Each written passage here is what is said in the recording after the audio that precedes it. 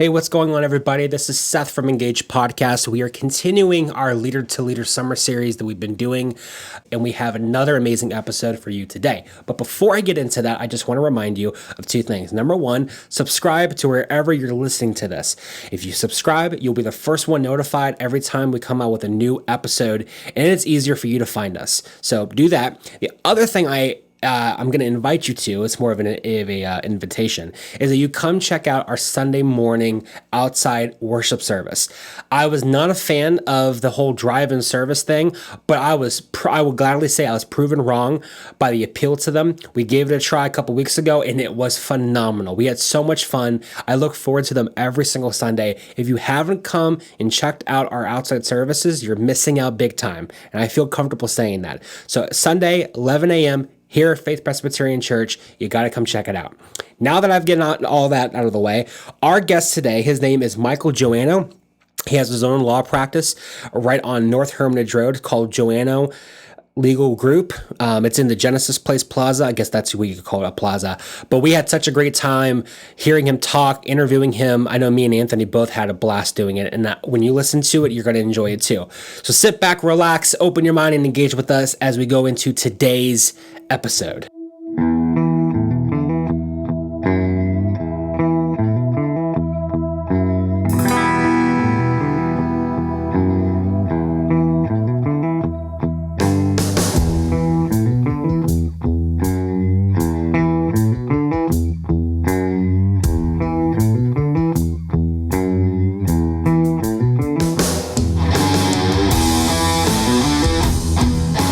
Welcome to Engage Podcast. We are back for another round of our Leader to Leader. Today we're sitting with Michael Joanow from the Michael Joanow Legal Group here in Hermitage, Pennsylvania. Mike, how are you today? Fabulous. How are you today, Pastor? We're doing just fine. And Seth? Good to be here. You look good today, Seth. You look ready to go. I am. Yeah, absolutely. All right. I'm glad I looked the part. So, Mike or Michael? Whichever you choose to call me. All right. I'll answer to almost anything. Okay. All right. Sounds good. So how was your day so far? You know, it's been a lazy day so far. We were supposed to have softball practice this morning, but the weather has made a few changes on that. So I got to actually sleep in a little and took my time getting ready. My cat brought a present to the front door. I had to clean that up. Oh, really? Yeah, she's a good hunter and helps keep us clean around the house. I appreciate the cat. So are you a cat guy or a dog guy? Well, we have two dogs. Okay. We got the cats because when we moved into the house, there were a lot of trees up close, and so there were little rodents, moles, and mice, and chipmunks, and squirrels. So a friend recommended. He goes, "Hey, I got two cats. You want them?" So we took them, and I've learned to enjoy a cat. They serve a purpose. My cats are hunters, and they go out there and keep us clean, and they've done a great job. But we're two dogs, definitely a dog family primarily. Okay, tell us. What kind of dogs and what are the names? Well, currently we have Seamus, who was a rescued Schnauzer Poodle mix, I believe.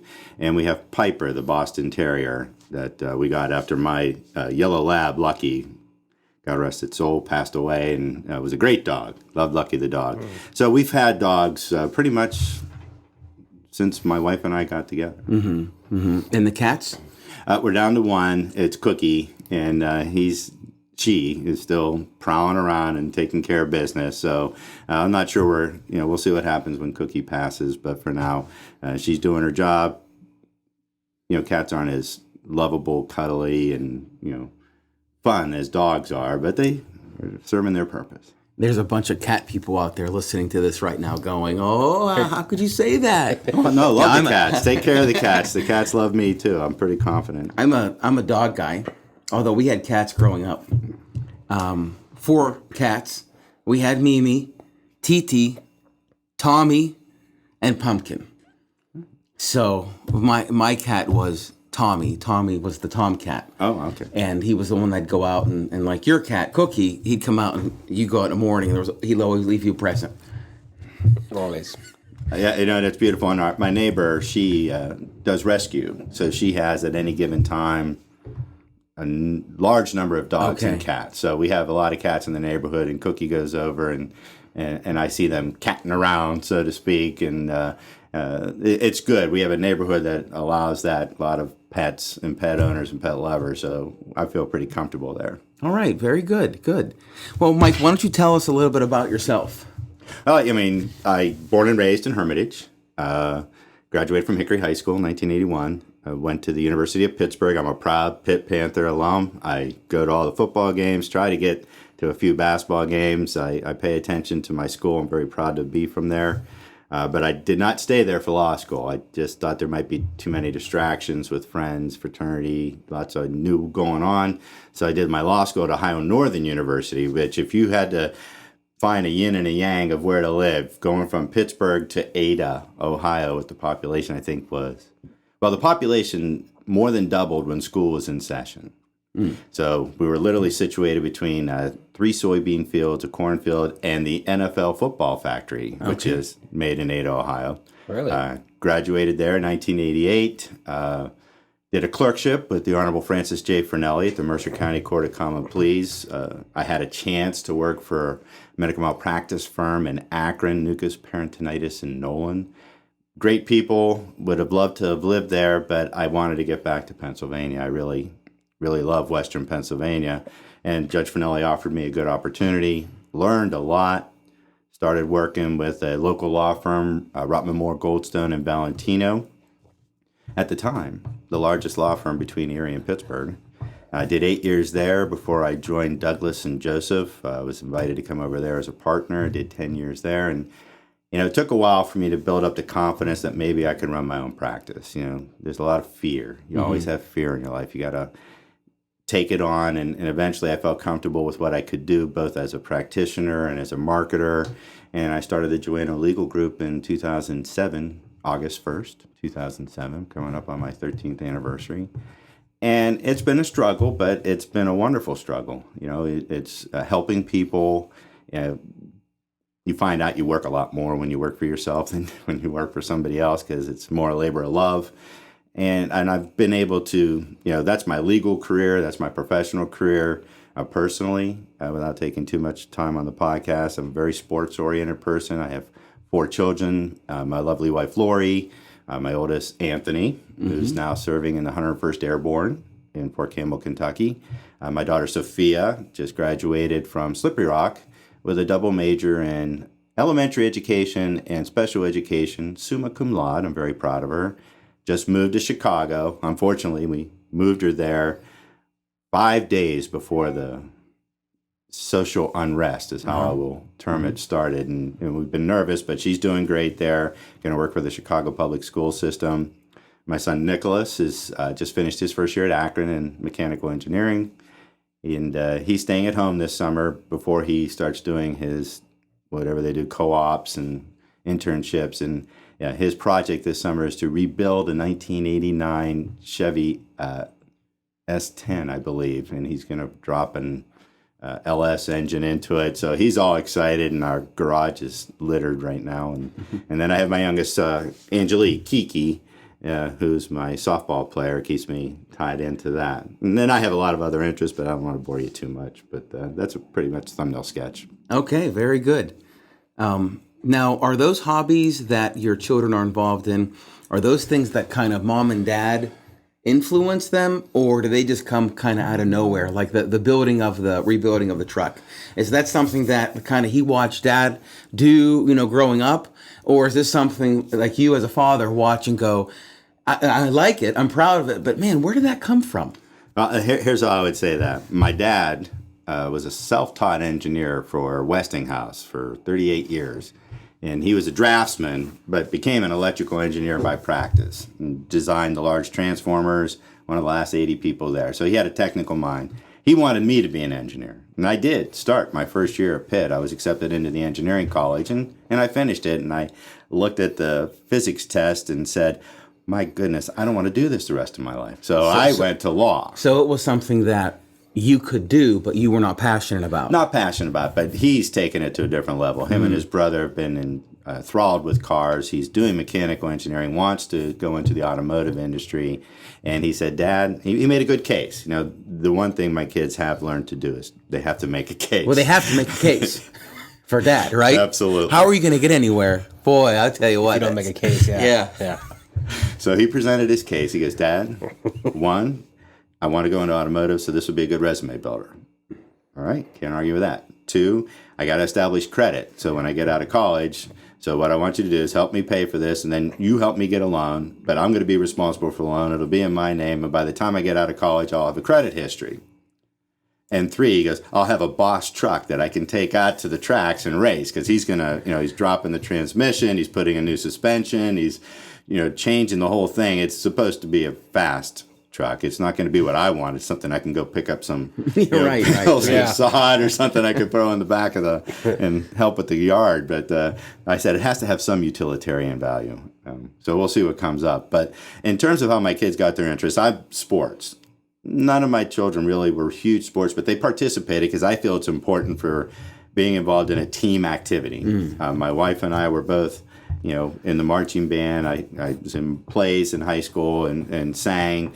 And so all my kids have been very big into the music and the plays. They've been in, Hickory has a great music department. Steve Carey does a fabulous job with the marching band. My wife volunteered me, and I've been the voice of the Hornets now for, probably 12 years, 10 years, something like that. Could you give us a quick 1st and 10 so we can test that voice out? First down, Hornets! That's an amazing voice. That's perfect. That's the first round of applause that Yeah. someone's ever got on Engage podcast. I love it. Oh, yeah. Well, I also do the football broadcast, too. For Hickory, I announce the football games. And if you want, I'll tell you how that started. But in doing that, the coach, Bill Brest, asked me, hey, I was also doing the filming. That's led to me doing the announcing. Can we stream this on the internet? And I did some research, found a box called a Video that allows me to take the signal from my camera.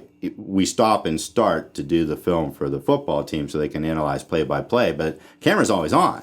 And this Video will take the constant view of the camera, bounce it off the satellite, and I've been broadcasting the Hickory football games now for about 5-6 years. And I have people watching from Belgium. I have people watching from Japan because, you got family that might be in the armed services or have gone abroad or studying.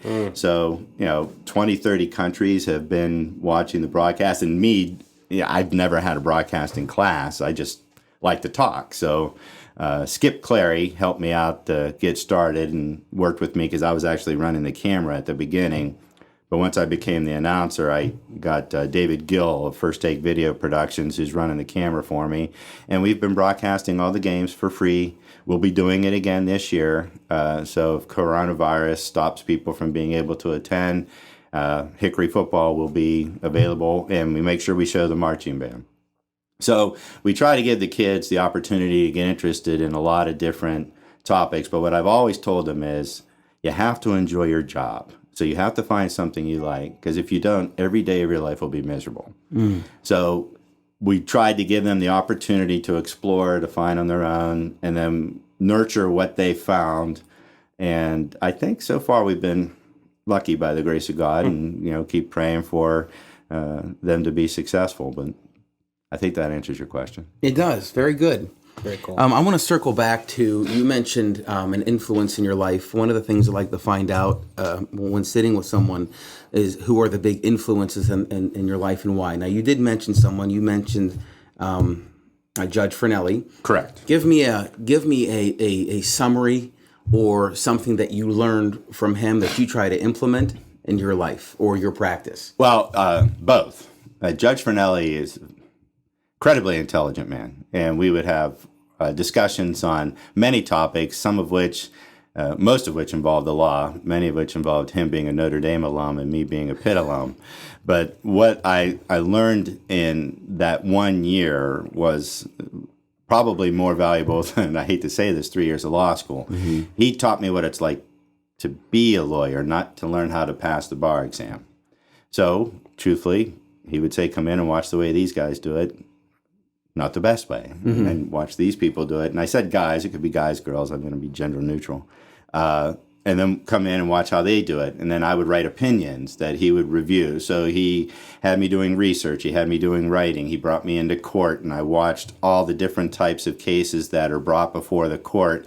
And I discussed with him what his thought process was in terms of how he was going to rule. And it was just a mind-opening experience. Sure. And it made me realize how little I got from law school in terms of being into a practical aspect. And it really helped my transition from essentially an entirely educational career through 12 years of primary school, 4 years of college, 3 years of law school. I'd done a lot of school, but I hadn't really, I worked some summer jobs since I was 14, but never put it into practice. And it was, that was fantastic. Plus, he's a very Christian man. And having that as part of the relationship to this day is a positive. When I see him, I always smile. Good. I'm a big Springsteen fan. And in one of his songs, No Surrender, he says, we learned more from a 3-minute record than we ever did in school. There's a lot of truth to that. There's a lot of truth to that. And there's another he's a famous author. His name's Gary. He goes by Gary V. And it's because no one can say his super elaborate, long last name. But anyway, he tells people the best education you can get is find the most successful person that you know in the field that you want to be in and ask if you can sleep on their couch for a year. Well, yeah, you immerse themselves in their life. You see their habits, you see their practices, you converse with them. Yeah, they open up their mind to you, and there's a lot of good that can come from that. And so it seems, though, that you referring to that time under Fernelli, that's you actually learned, you experienced, rather than in theory in school, right? Exactly. My dad, literally, when he taught me to swim, he tossed me in the water and said, all right, start going. Yeah. And then he came in and started showing me. First, get in there. Once you're in the water, then we can teach you to swim. Mm-hmm. And it's kind of like that. Judge Fernelli said, all right, go to work, threw me in the deep end, and I had to start paddling. Mm-hmm. It wasn't all sunshine and roses. He can be a really stern person at times, and I learned from that as well. So I think you learn from your successes as well, and possibly more you learn from your failures, and I had both during that year, and I've had both during my life, and I try to always, I'm a half glass full kind of guy, make lemonades out of lemon. I say if something bad happens, there's got to be a lesson that comes from it. Right. And you got to learn that lesson.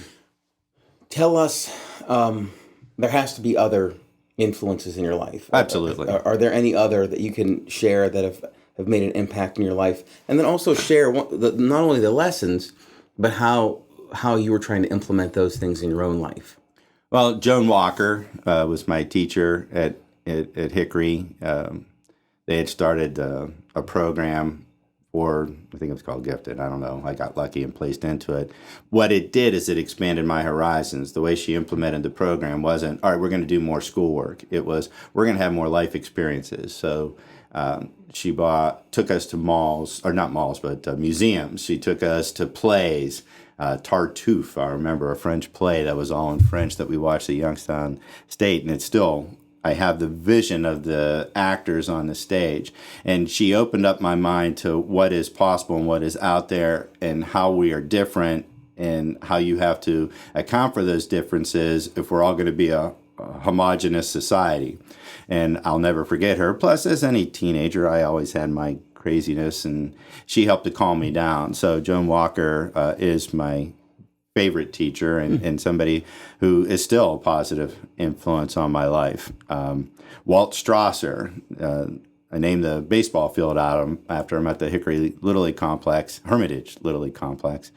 He was one of my coaches, and this was a man who loved Little League baseball. I played under him when he was a coach. When I came back and my kids joined Little League, Walt was still there running the district. And because of him, I got very involved in Little League. I'm still running the All-Star tournament. Unfortunately, we won't have one this summer, but for the District 2 Little League. And Walt is very much a major influence on that. And he and I would talk, and I would drive him to the games or drive him to the meetings, and it was just nice. Unfortunately, Walt passed couple years ago, but he was somebody else that was a very positive influence. And I've got many more, but I think that answers your question.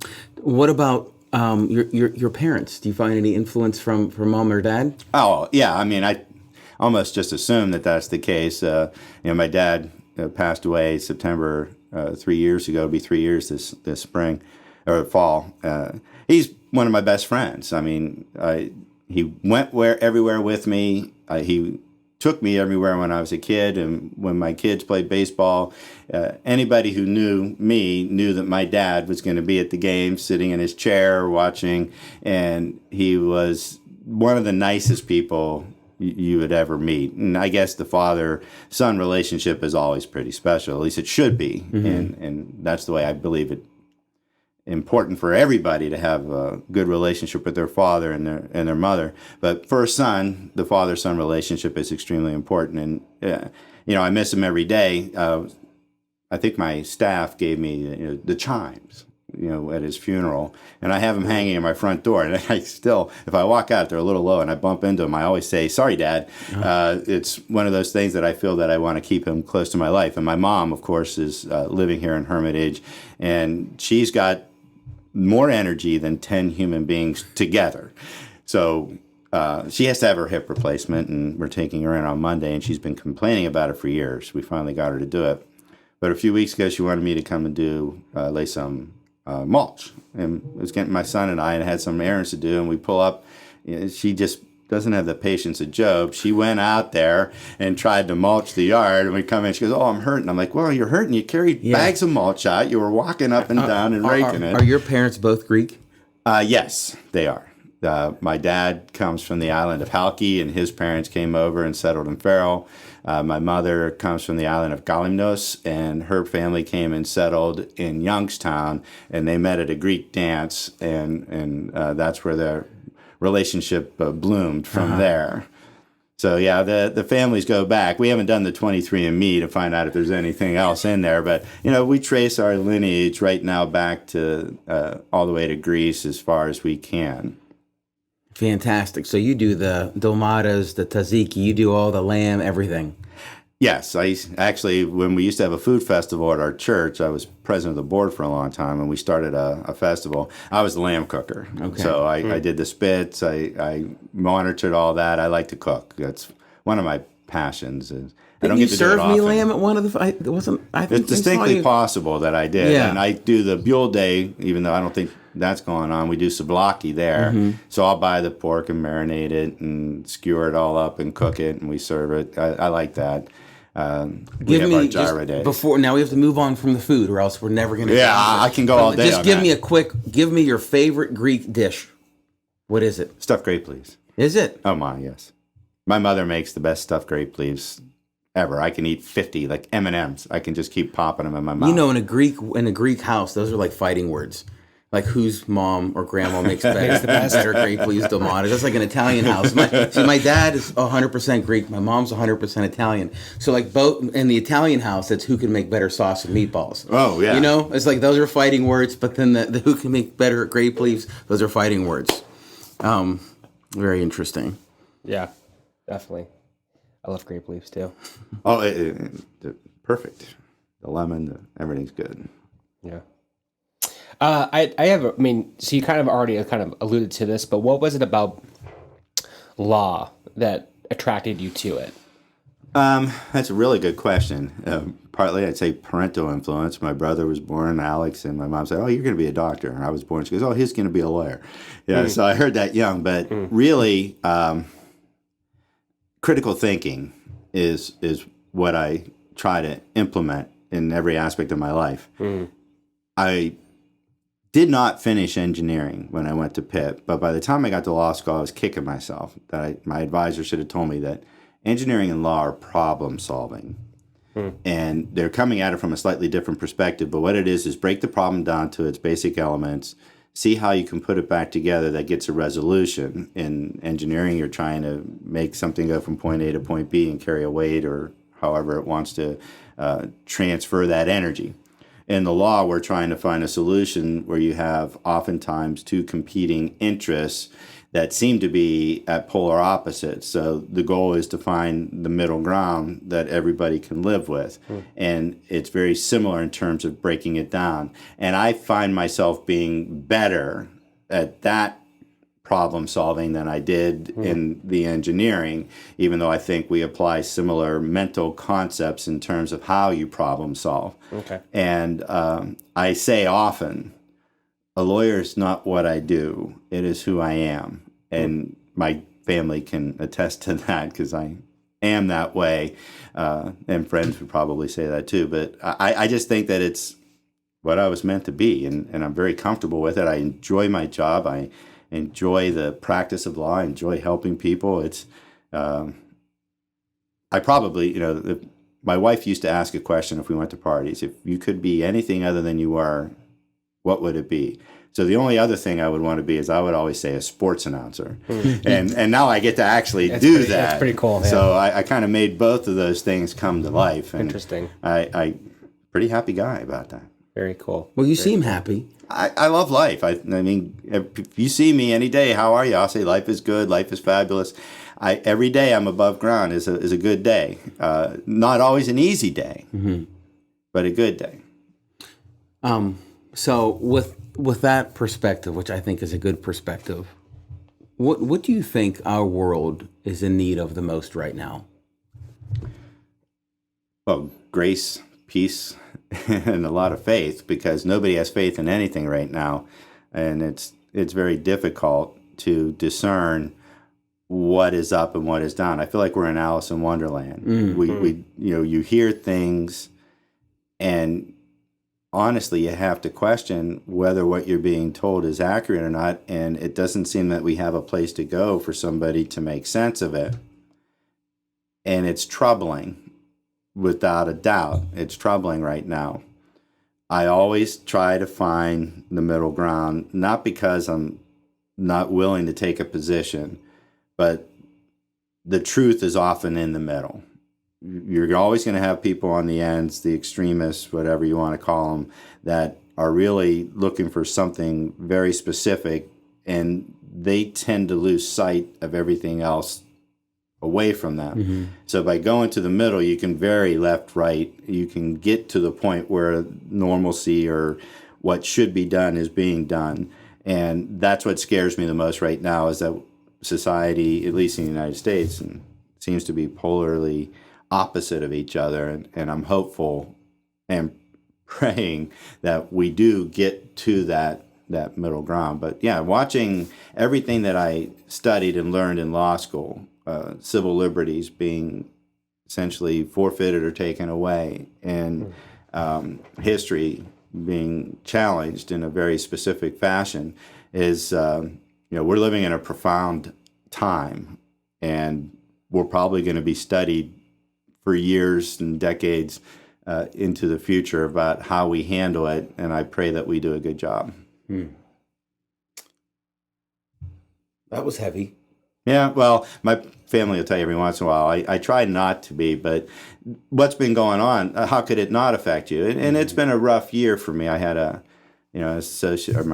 friend for 30 years who was my secretary, passed away from pancreatic cancer. She only survived 4.5 months. It was very difficult. Another friend, her husband passed from bladder cancer, and then had somebody else get sick, have to have surgery. So from the end of 2019 through this part of 2020, life has thrown a lot of challenges out there, and my job is to support them and to help them, and whatever happens to me, I always feel that we're going to come out the other side. But yeah, there's a lot of challenges, and then when you throw the coronavirus in, we're living in quite interesting times. Yeah. Isn't that a Chinese proverb? May you live in interesting times. Well, it came true. Yeah, 2020. Yeah. I don't think it's meant to be a blessing. I've heard you say that you are a person that is a very positive person. You see the glass half full, and I think that's great. Yet there are people who've walked through similar things that you have that see the glass half empty. Okay? Absolutely. So what advice would you give that person or that group that, in other words, you have two people, walking through the same storm, right? One comes out and hooks a right, one comes out and hooks a left. What advice would you give the people who are going left or are seeing life as dreary? Boy, you don't ask easy questions, do you? I don't know. Anthony. I would say to that is that everybody makes decisions. And every step you take is an opportunity to make another decision. And if you continue to steer yourself to the anger, say, depression, the negativity of it, the harder it's going to be to get back. But it's not going to be impossible to get back. You have to look for a solution before you will find a solution. If you want to wallow in your misery, so to speak, you're more than capable of doing it. And we've all seen people who do that. They thrive on the misery of it, the conflict. There's, God made us a lot of different ways, and we're not all one. And if we were, it would be a really boring life. So I think that conflict is what helps us to move forward together. So the person turning to the right has got to keep tethered to the person turning to the left.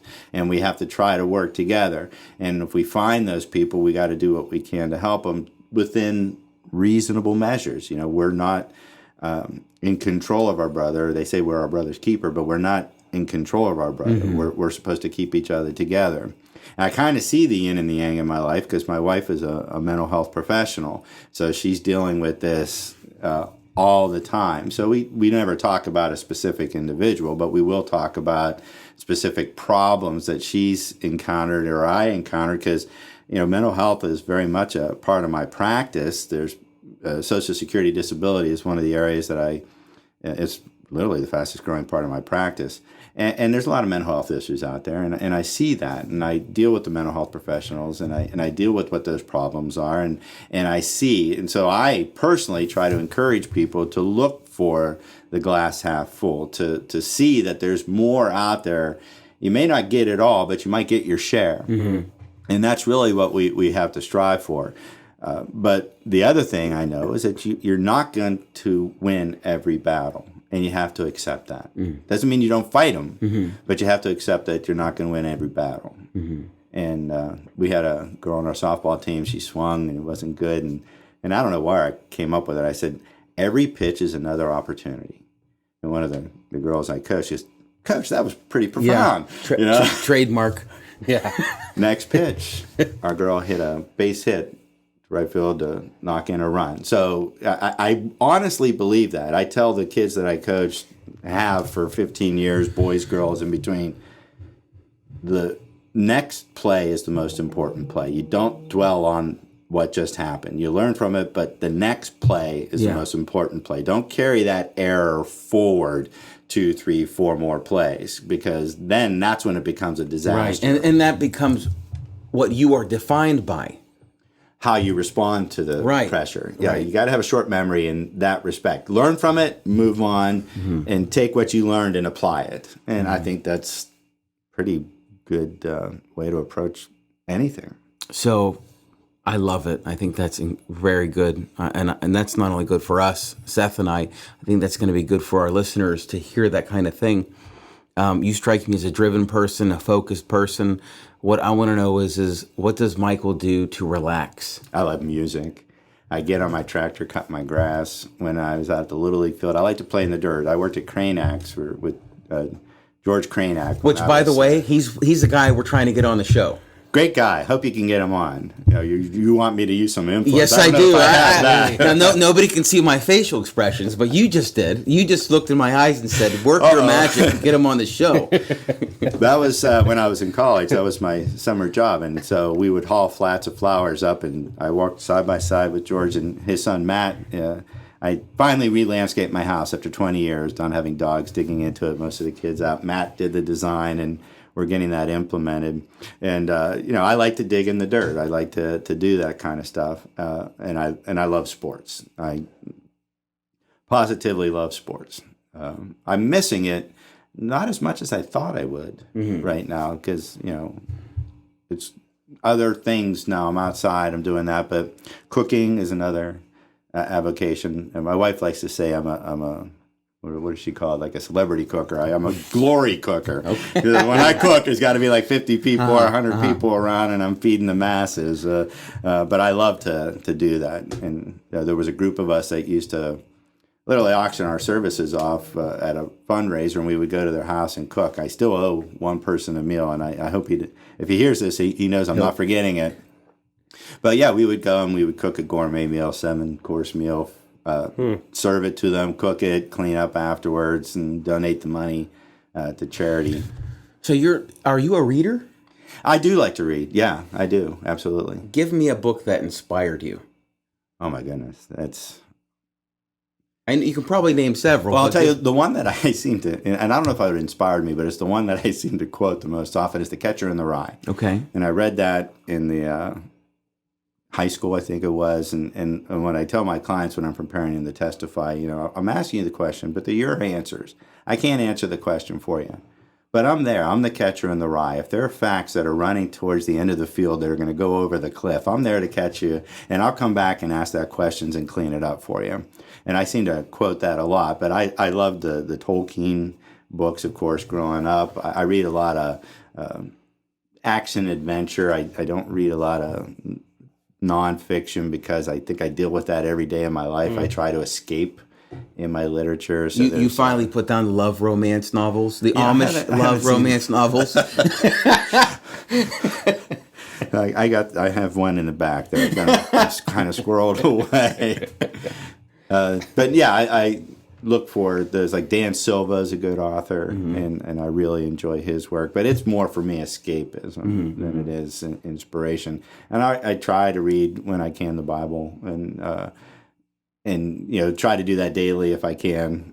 But I should. I say I can. I'm a failure already when I say I'm not. But I try to look at all aspects of life. But mostly for me, reading is either for work or for escape. Okay. One of the things that I've noticed just from talking to you, and one of the things I see threading through all the things that you do and that you love to do, is that you have a servant heart. Like, you are all about giving. Like, I think about your attraction law is about changing people's lives, helping people. And then when you talk about sports, even then it's not a selfish thing because you do sports casting. You're helping to talk about the game and get people fired up about the game, and get, especially like you talk about getting those football games broadcasted so family members overseas can watch. That's so cool. And then talk about cooking, like you're cooking for other people, like everything you're talking about. And I think to me that's one of the things that's ringing true about why you are so successful and why you are so loved, is because everything you do is about serving other people. And I think that is, I don't know, just something that I've noticed through all of that. It's really cool. What I would add to that is, for me, it feels selfish because I get so much pleasure. Yeah. Well, I enjoy the sportscasting. I enjoy the cooking. I enjoy when I do something that helps anybody else. I get a lot of pleasure. And I honestly feel guilty about that because I'm enjoying it so much. But I do have difficulty doing something that helps me that hurts another. And I won't lie about that. Having said that too, I like to win. When I'm doing whatever I'm doing it to win. So anybody out there thinks otherwise, put your team out there, we'll bring our team and we'll play you.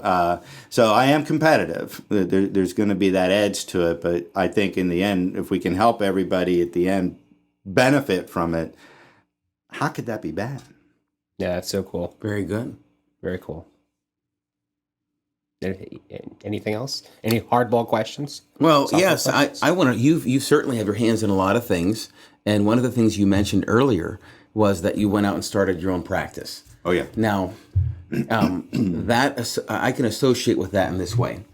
When I was over at Newcastle at Northminster Pres, I was there for 15 years, and I got to the point where I was the associate.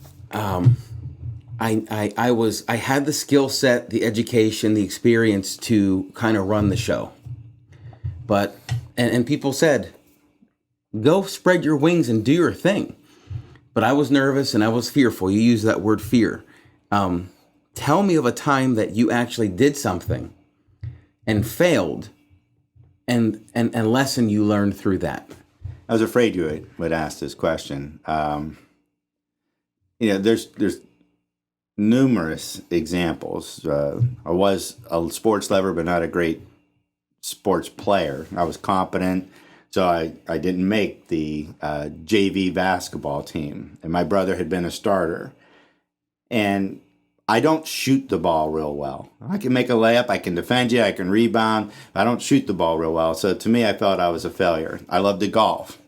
I would love to be a single-digit golfer, but I've made some horrendous plays on the golf course. The one that rings to mind that's quite embarrassing, Tim O'Shanter used to have a scramble. So you bring a team. I brought all my fraternity brothers down, and in the first hole, you're standing there, and everybody's watching. And they had a little cutout of Mr. Tim O'Shanter, so I was going to make sure I hit this drive as far as you could, and I hit this drive dead left, hit Mr. Tim O'Shanter right in the chest, and the ball flew back across the putting green and ended up 50 yards further from the hole than we started.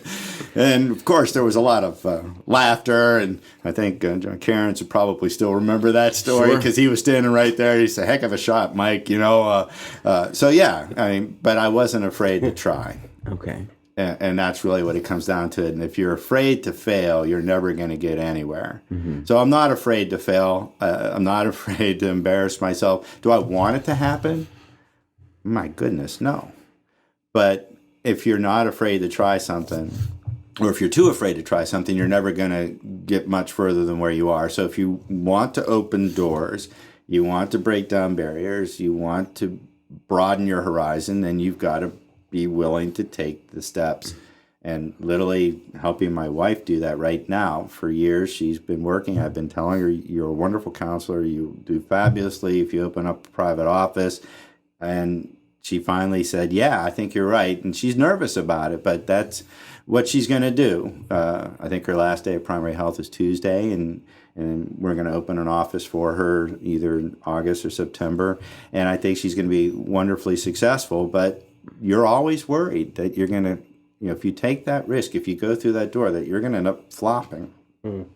And if you let the fear guide you, you're never going to really go very far. So fear only holds you back. It's there to temper you. I think it's necessary.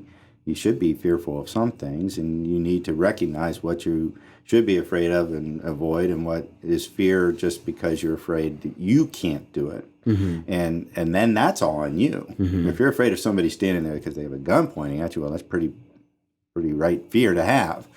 But if you're afraid to go through that door because there's somebody might be out there that's not nice, well, that's on you. Mm-hmm. So, I've taken shots and failed, and the practice hasn't been all sunshine and roses. It was a struggle getting going, and I could get into a lot of that, but I figured that was just part of the pain, mm-hmm. and I'm okay with it. Mm-hmm.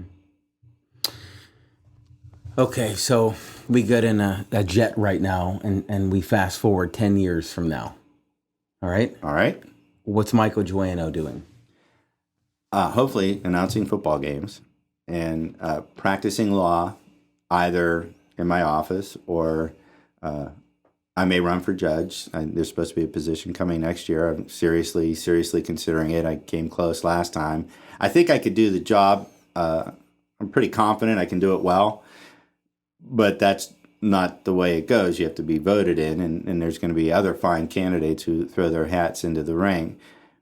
Regardless, I think I've built a good practice, though. I'm doing what I want to do, and that's the difference between right now I get to choose what kind of law I want to practice. When you become a judge, you practice what they give you to do. And it's not, it's pushing me out of my comfort zone to do that, and I know that. But one way or the other, I think in 10 years I'll still be doing that because my youngest daughter is going into 9th grade. So in 10 years, I got a pretty good chance that she'll be out of college. And then we'll look at what happens after that. Okay. So we just looked in the future. But now let's do this. Let's go back in time. Let's travel back in time to a 10-year-old Michael. What advice would you give a younger version of yourself? Love yourself. because I was questioning everything I was, who I was, and I was still growing emotionally, physically. But yeah, I don't know that I loved myself back when I was 10. And that's what I would tell myself. Interesting. I have thoroughly enjoyed this sit-down interview with Michael Joanow. Mike, tell us where your practice is situated in Hermitage. Sure, 850 South Hermitage Road. It's Genesis Point. If you're heading from the center of Hermitage past the Burger King, it's on the right-hand side. Nice new building. Been there since I started my private practice and actually live pretty close. I actually handled the deal with the people who built the building, and I was representing the clients that sold them the land. Nice facility. The landlord's great. It's easy to find. My name's on the building, not on the marquee, and I've been there since I opened my office. So it'll be 13 years here, I said, on August 1st. Fantastic. Very cool. Anything else before we wrap up, Seth? I don't have anything. No. Do you have any final thoughts before we call this party done? First one I've done. I enjoyed it. Thank you for the invitation. Wasn't quite sure what was going to happen, but I didn't script anything out. I figured it's better just to answer the questions and go from there. So I think this is wonderful what you're doing. Thank you. Thank you. Thank you. I loved it. Loved it all. Well, this is Anthony Cloditis, pastor at Faith Pres, sitting next to Seth Walters and Michael Joanow. And I just want to thank you for listening, and stay tuned for next week as we will have another guest on to our Leader to Leader podcast.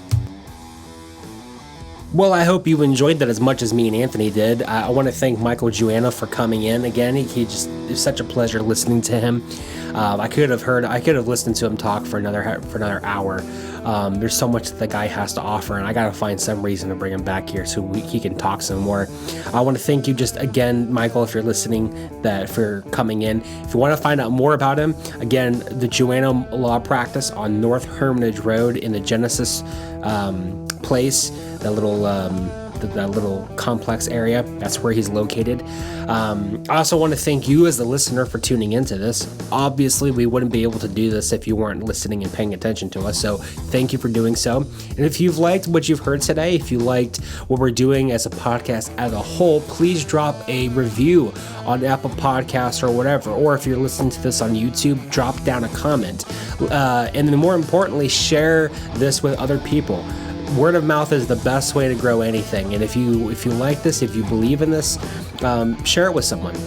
Let them know what you think about it, and people feed off one another's passions, and that would be a really cool way to get the word out. Also, if you haven't come out yet, please come out to our Sunday morning services at 11 a.m. You're just, like as I said in the very beginning of this podcast, if you haven't yet, you're missing out big time. They're so much fun, and I look forward to them every single week. So come out this Sunday, and I cannot wait for you to find out who we're going to have on the podcast next week. I don't want to give anything away, but stay tuned. Keep an ear out next Thursday for our next episode of Engage Podcast. But this is Seth signing off. Have a great week, and remember, love God with all your heart, mind, and soul, and love your neighbor as yourself.